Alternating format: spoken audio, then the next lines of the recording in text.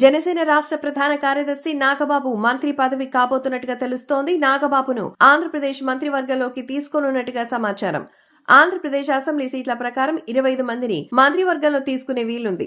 ప్రస్తుతం AP cabinet లో 24 మంది మంత్రులున్నారు. ఇందులో జనసేన నుంచి డిప్యూటీ సీఎం పవన్ కళ్యాణ్ తో పాటు నాదెండ్ల మనోహర్, కందుల దుర్గేష్ మంత్రులుగా ఉన్నారు. బీజేపీ నుంచి ఒకరికి అవకాశం దక్కింది. ఇప్పుడు ఏపీ కేబినెట్ లో నాగబాబును కూడా తీసుకోబోతున్నట్టుగా తెలుస్తోంది. మిగిలిన ఆ ఒక్క మంత్రి పదవికి నాగబాబుకి కేటాయించాలని నిర్ణయించినట్టుగా సమాచారం.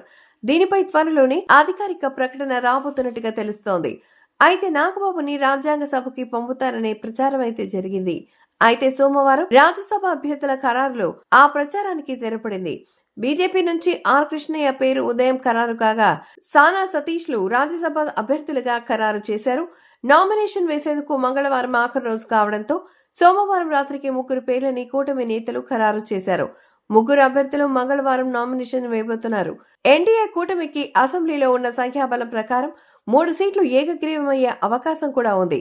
మరోవైపు సార్వత్రిక ఎన్నికల సమయం నుంచి త్యాగాలు చేస్తున్న నాగబాబుకు మంత్రి పదవి ద్వారా మంచి అవకాశం దక్కినట్టేనని రాజకీయ విశ్లేషకులు భావిస్తున్నారు. ఎందుకంటే సార్వత్రిక ఎన్నికల సమయంలో నాగబాబును అనకాపల్లి పార్లమెంట్ నియోజకవర్గం నుంచి పోటీ చేయించాలని పవన్ కళ్యాణ్ భావించారు. సీటు ఇక నాగబాబుకే అన్న సమయంలో పొత్తులో భాగంగా ఈ సీటు బీజేపీకి వెళ్లింది. బీజేపీ, టీడీపీ, జనసేన పొత్తు కోసం అన్నయ్య సీటుని పవన్ కళ్యాణ్ త్యాగం చేశారు.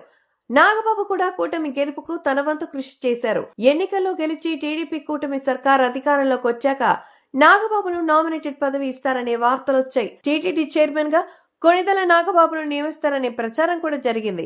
అయితే టీటీడీ చైర్మన్ పదవి బీఆర్ నాయుడుకి దక్కింది. ఇప్పుడు రాజ్యసభకు పంపిస్తారంటూ వార్తలు రాగా ఈ ఛాన్స్ కూడా తప్పిపోయింది.